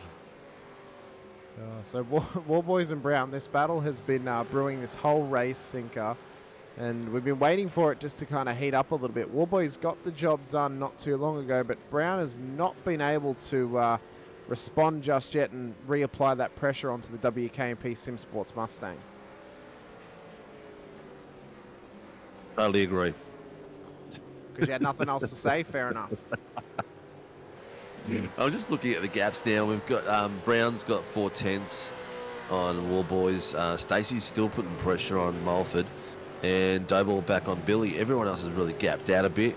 Benjamin Brooks getting a life party of his own. He's at like 19 seconds behind Trav Daly. So some boys that have that are in there tonight are getting some valuable points either way, no matter how they go, and means that the season slog is going to be good all the way to the very end. And I think these sorts of rounds are going to be quite imperative for some drivers' championships, taking advantage of scenarios like this, just getting good performances under your belt, good points under your belt. You know, Warboy's a P2 on the road. He might have wanted the win tonight, but points for P2 is still, you know, really, really good for his championship desires. Same for Stone Street, who sits P2 in the championship, and for Lawford, who will now sit P3. So, you know, this race tonight is still quite important for them. If Mick Clifton wants to be in the top 5 of the championship, well, he might need to try and fight to get up to the back of Brad Doble and get back past him into P10. 100%. Mickey Clifton, he's doing a good pace at the moment too, 150s. Doble though has been impressive all night. His fastest lap was a 49.2, and he's still sitting on 49.7 at his last pace. So he's not far off his fastest lap all the way through. And he'll be putting pressure on Billy Mole at the moment with about 5 minutes to go in this race. There it is, Doble and Mole. Battle for P9 on the road. Not too far ahead of them is the battle between Stacey Boyd and Tim Mulford as well. So Mole and Doble, they have been held together like glue and paper here this evening, just unable to separate them. Can't even rip them apart. And now Mulford is just under some immense pressure from our resident American Stacey Boyd here for the final 5 minutes of this race. Yeah, they're going to be fighting it out all the way, no matter what. Well, I know that Boyd will want to. He got up very early for this, so he'll, you know. He's the kind of person, Sinker, that when he says the joke, you got to get up pretty early to trick me. If that is real early, that you have to get up. Yeah. What time does he get up, did you say? He gets up, I think, during Australian Eastern Standard Time. He gets up at like 3 a.m. During daylight savings, he gets up at 4. Yeah. So it's amazing that how in this world of iRacing, how many people actually do race like leagues across in the UK and across Europe and stuff, and get up like in the middle of the nights and dedicated. Look at this fight. He's having a look at it. Too wide. Will he make it? Here comes Boyd. Mulford is trying to get defend. the over and under? No, he covered that inside line well, but that's now bogged Stacey Boyd a little bit up on the run. So he's now dropped a little bit of pace off the back of Mulford here. Great defending from Tim. We'll see if Stacey can come back at him. Leo Henning in the chat. Boyd has pace here. He does. He's shown that he's had the pace to chase down Tim Mulford at this point. We'll have to see, though, if he has enough to get it past him in the dying embers of this race. With just over 3 minutes to go, it appears that James Scott is currently running through turn 12. So we'll not be too far away from the commencement of the 32nd lap of this race. Nice going. Where are we at next week, mate? What's the track? Next week we're at Aragon, which would be the first time that we've run there in the Supercars, which will be a very interesting test for these drivers. I did a couple laps around there this afternoon. It is a difficult track to get your head around in the Supercar. We've been there before in other series like the 8.6s and the Super Formulas, but in the Supercar it'll be a whole other beast for these drivers. I know a lot of drivers, this is their first time racing there in this car. So it will be a proper test for them. Definitely. I'll tell you what, James Scott is he's on cruise control, man. He's just doing 148.9 the last lap. He's everyone else. He's literally faster than everyone by 5/10 at this point per lap. He's been pushing the whole way through. Mulford's had to come into the pit lane. Ooh. So has he underfueled the car? It appears that he may have. Or has he got an iRacing penalty? No, he stopped and he's towed. He's out of the race. What? What has Mulford done? Barbs might need to give us the update on that one. Well, we've that was one of the 2 weirdest minutes moments to we've go. seen. Yeah, that was one of the weirdest moments we've seen. 2 minutes to go. He's decided to pull in at the very last minute, gone, oh no, this is my freeway exit, I better get off. And then just toes back to pits. He's obviously something's happened at home or something like that, and he's got to get off. I've done that before, where I've had my little kid come up to me, we're on our own, and he's woken up in the middle of the night and come up to me, and I've had to just park it and go for it. Even Barbs has no clue on that one. No clue? No clue. Blue's Clues. Here we are, ladies and gentlemen. We have got 1 minute left, so I haven't seen the white flag come yet, but I think the biggest lap here now is James Scott crossing the finish line. So he comes up to the top of the hill. Can we even see the white flag in the fog? Or who knows? Yep, white flag. Yep, there he is. Wow, one of the few times that we have seen the white flag. So white flag lap of this race. Closest battle on track. Warboys and Brown for P2 on the road. Scott is well ahead. Nearly 11 seconds is the gap up to the leader. As race control confirms with us that it is the final lap. They've had nothing to do tonight, have they? Maybe about 4 or 5 incidents. Oh, well, a lot of them were just NFAs. Yeah. At least they weren't NFIs. Well, when Will Brown comes in, because he's most likely going to finish P3, we'll have to ask him what happened to Mulford and why the sudden leaving of the race. Nothing serious. So we've still got and it is the final lap. So, I mean, James Scott, what a race he's had tonight, Sinker, and very dominant performance once again from him. He's had nothing to do, really. I think the most exciting part of it for him was going through the pits. In the start of the race, maybe that's about it. He's had it all his own way. He's had the pace all the way through, so be interesting to see. Hopefully it doesn't put him off from racing. Hopefully not. Hopefully not, indeed. So it's been a phenomenal performance from a lot of these drivers here this evening, as Will Brown has just been unable to chase down Blake Warboys ever since he got back past him. But as James Scott comes around turn 15, it has been a dominant performance from the 088 up towards the finish line now, and James Scott takes the win out at Mugello this evening. Blake Warboys will come home in P2 and will continue to lead the championship into round 4 next week. Will Brown will come home P3 for Phoenix Racing Team. Stone Street and Andrews will make up the top 5 in this race. Lawford will come home P6. That'll put him P3 in the championship. Boyd, after a weird and wacky moment with Tim Mulford, he'll come home in P7. Scott's doing donuts for me, mate. Put him on the bottom screen. He's doing beauties. Mate, we're running through the whole field at the moment. He'll do burnouts more often later on. We've got to give love to every single driver out there. Yeah, well, get in the car and do some. Brad Doble paired on the road. Billy Mole will come home in P9 after these guys battled it out lap after lap across the whole hour of this race. Trav Daly comes home P10. Mick Clifton home in P11. Brooke and Buchanan home in P12 and 13. And then Vandermiller makes up the final finisher on the road here this evening, as James Scott has already towed back to pit lane. So it was an incredible race here this evening for some big points hauls for a lot of drivers, including this man, Blake Warboys, who will continue to lead the championship. His teammate will remain in P2. And Angus Lawford of Project 36 now finds himself P3 in the standings.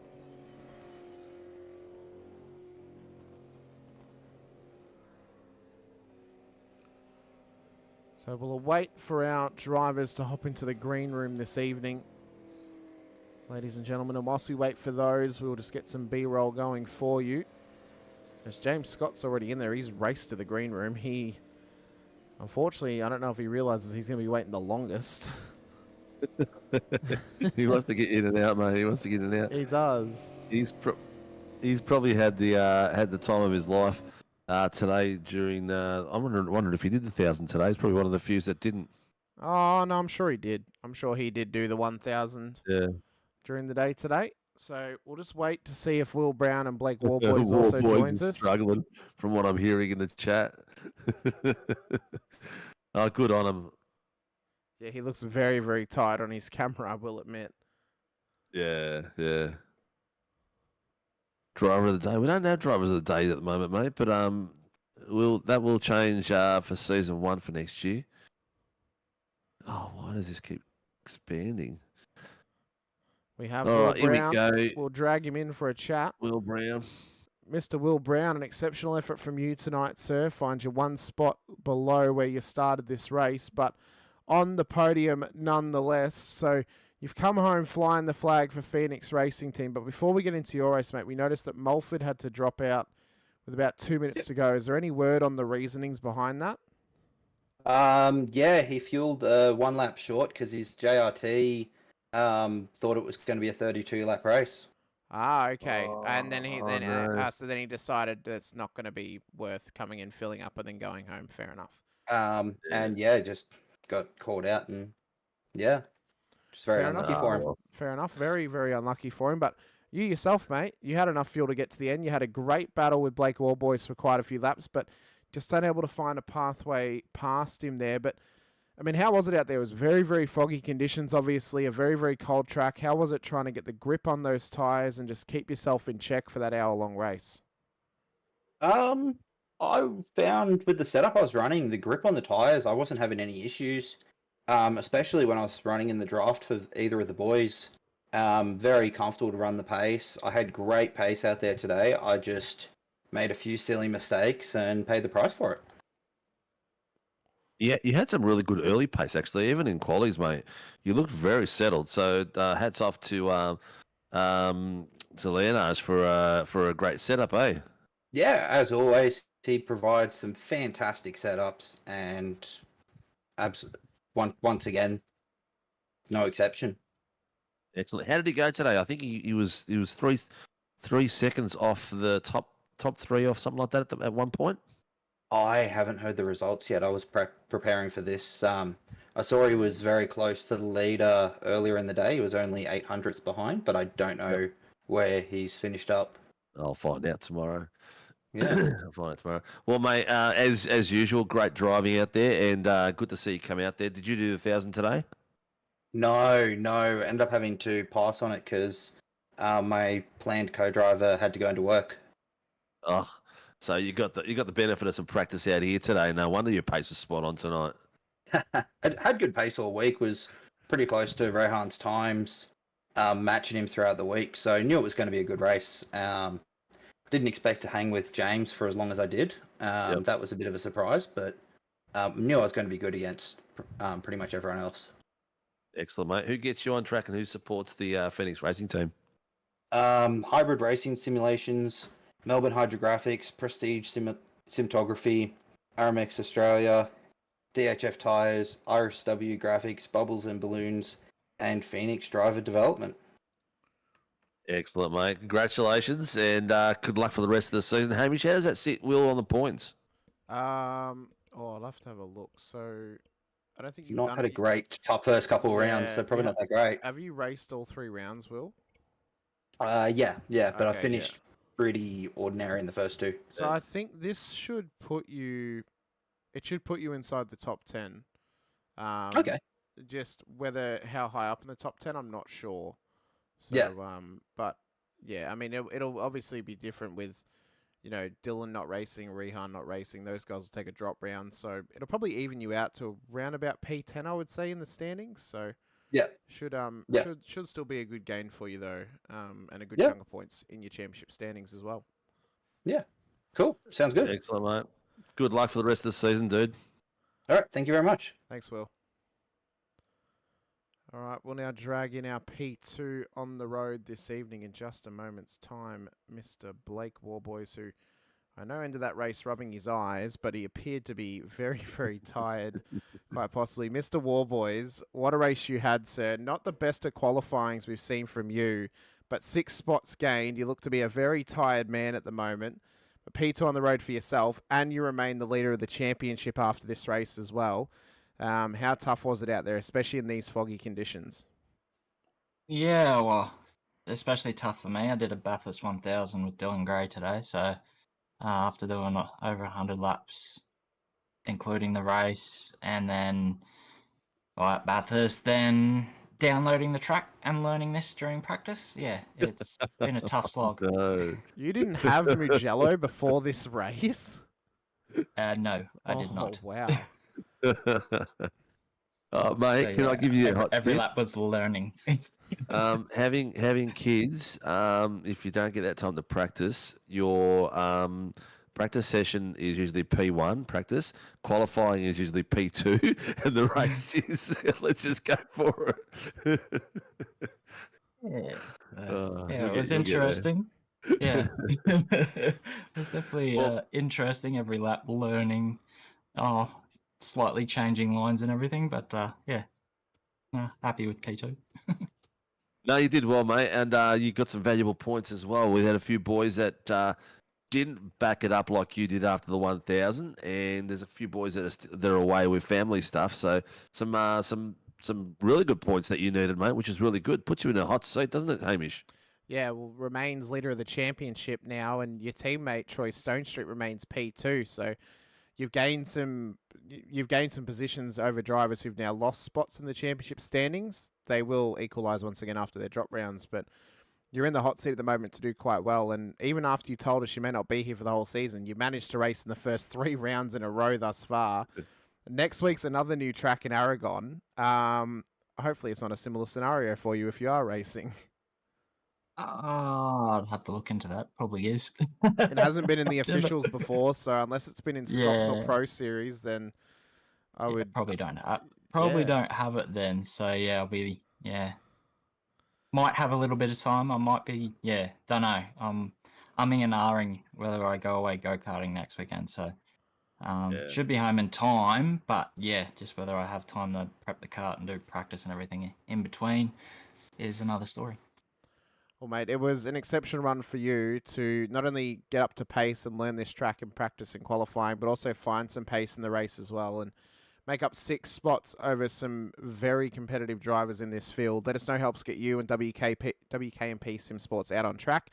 Anyone else you wish to give a shout out to as well, and for myself, for Sinker and the rest of the league, congratulations on P2 here this evening and for extending your championship lead. Thanks, guys. So Wodonga Carts and Parts, Chubby Buns Burgers, Super Cheap Auto and the Super Cheap Group, Pool Guys Adelaide, Barella Cabinets, LGC Images, Dave 37 Racing, Send It Don't Bend It, Amp Air, Warboys Motorsports, Troy for showing me the lines and stuff around the track during practice, getting me up to speed after all these laps of vets and stuff during the weeks. Massive thank you to Troy. And then, the whole SRW crew for putting on the series. Well, Blake, it was just an exceptional run for you once again. Best of luck next weekend if you are here, and if you're not, best of luck the next time we see you out on track here in SRW. No worries. Thanks, guys. Thanks, mate. All right, let's drag in our race winner this evening, Mr. James Scott. Mr. Scott, now I need to confirm because your SDK info says a different team than what I believe you race for. Are you still racing for Lobs, or are you back at Synergy Sim Racing? Nah, still at Lobs, mate. All right, cool. That's just so I know, and I'll update that on my end then. But, mate, what a dominant performance from yourself. I mean, had the pace over the rest of the field. You managed to build a nice gap after Will eventually lost the toe on you, and it was smooth sailing to the very end. I mean, was there any point in the race you were kind of thinking I could take a nap right now and still lead? Yeah, there wasn't. I hadn't done much any practice before the server tonight. Never driven here, so first stint was just sort of about was still trying to learn my brake markers a little bit, and how to best manage the tires. But second stint, a lot better. So once I'd sort of sorted that out, the car was pretty good. Tonight would have been the night for Leonardo and some of these other fast boys to take advantage of you with lack of track experience, and they missed out on it. Yeah, I guess you could say that. I don't know how much driving these other guys have done here, but I've never driven here, that's for sure. No, it's not a bad track. Did you do the 1,000 today? No, I haven't been on the sim since last Wednesday, so I was still trying to get my iron with that as well. So it wasn't the best combination, but got there in the end. Well, once you're out there, once you broke the tag of these boys behind you, you sort of had it pretty much on your own. I'm disappointed that it was boring for you, but it's a shame some of these boys missed out tonight. There would have been a cracking race with a track like this out there. What do you got planned for next week? Have you got some big racing coming up? I think I've got the Sandown 500 coming up next weekend. That should be some good fun. Other than that, I don't think there's too much going on. There's a Spa race coming up in a few weeks, but yeah, try to make it back for I think next week at Aragon or something like that. Another I've never really driven at, so That should be an interesting one because a few boys, Warboys just said he hasn't driven it as well.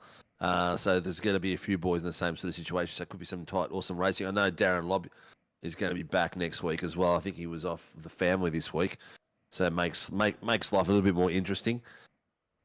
Yeah, awesome. No, always good to whoever can get out there and have a race. It's always good to see that. Presents a bit different challenge. Always good. Well, James. Hamish, how's Oh, sorry, Single. What were you going to ask me? I was going to say, how's James sitting with points at the moment? So I believe you've missed a round. Is that correct, James?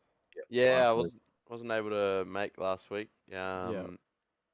So you're on 159. You took the win. So that'll put you roughly on 230 points. So probably just outside the top. Oh no, it probably moves you up to around about P14. But if you continue to have performances like that, you will just slowly claw your way up the timing tower. Yeah. So I mean, just because it only puts you up to that point, it only puts you there because other drivers who are in that position at the moment did race tonight, so they did actually gain some points. So it wasn't like so they haven't had a drop round yet either. Yeah. So that'll come into effect before round 8. Exactly. So, but exactly. James, another dominant performance from you. Some great pace displayed as well. Let us know who helps get you and Lobs Esports out on track. Anyone else you wish to give a shout out to as well? For myself, Sinker, and the rest of the league, congratulations on your victory here this evening. Thanks, mate. Yeah, just quick shout out to Doing Okay, Riker Performance, and Hybrid Racing Simulations. Couldn't do without those guys. All the guys at Lobs Esports, Shane, Jared, all the guys that are on the show there, and you guys for the broadcast and the race control series admin people as well. Well, James, best of luck next time out on track, whether it's at Aragon or another round in the future. We look forward to seeing how you go. Thanks for coming over to chat to us here tonight. Thanks, boys. Cheers, mate. Well, Sinker, I mean, what a night of racing for us here at Mugello. It was wasn't as chaotic or carnage filled as we've previously seen, but there were some phenomenal mid-pack battles, which excites me for next week at Aragon and for future rounds as well this season, because if those battles continue to heat up in the mid-pack, we could be on for some awesome racing between some very closely contested drivers for the minor positions in this championship. It's gonna be a cracker. Like we've spoken to 3 fast guys tonight, and neither of them have gone on there and tested the V8 yet. So it's going to be one of those nights with some of these boys on a Tuesday night. They can back it up on a Sunday night. They'll have a little bit of advantage because practice is practice on a track, but when you race on a track, it's different again.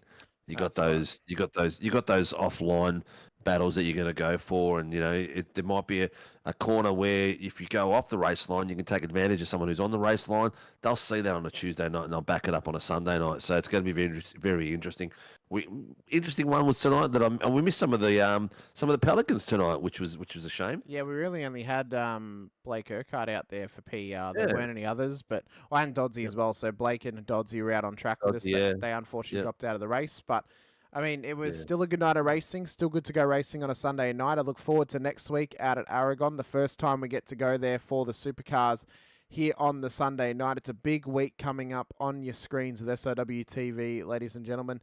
It starts Tuesday night, Warren and Brown Tools V8 Supercars Series out at Aragon. Wednesday night, we head to Interlagos for the Cooler Master Super Formula Championship in the next round of the F1 Shadow Series as well. Thursday night, for the Toyota GR86 Nationals brought to you by Shannon's Insurance, we head to Winton Motor Raceway, which should be quite an interesting affair with those little tin top delights.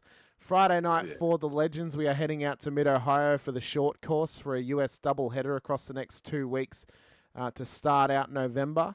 And then Sunday night, we are back at Aragon for the V8 Supercars Championship, brought to you by Warren & Brown Tools. But it's been a massive night of racing once again, a massive first 3 rounds. There are still 6 rounds to go in this season, ladies and gentlemen, so you do not want to go anywhere. Should be sure to hit the like button, the subscribe, and the bell icon as well, so you are notified whenever we go racing here on SRW TV. A big shout out goes to all of our series sponsors, including our title sponsors, Warren & Brown Tools, for their support of the Tuesday night Warren & Brown Tools V8 Supercars Series and the Sunday night Warren & Brown Tools V8 Supercars Championship, as well to Cooler Master for their support of the Wednesday night Cooler Master Super Formula Championship, and to Shannon's Insurance for their continued support on the Thursday night Shannon's Insurance Toyota GR86 Nationals, as well as our other series sponsors, NeuroPower, DSL Railway Services, Shunt Scenery, and Groom Industries, the home of the V8 Coffee Table, which can be seen on Prime Video's Top Gear Australia in the news, interviews, and other studio segments as well. For myself, Hamish Munro, and Stephen Sinkovic alongside, we appreciate your time, appreciate you being here with us once again. And until next time, ladies and gentlemen, stay safe, drive hard, and as always, bye for now.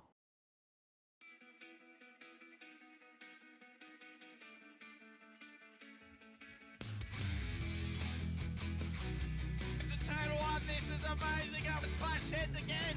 This is like Chaz Moscow and Cam Waters. Almost the same situation. Better contact going down the hill. Sam Noble wants to snip on Dave Coleman now. Sam Noble bottle right now because tell you what, Bruce Tanak and Jamie Dyke just absolutely drove away from us.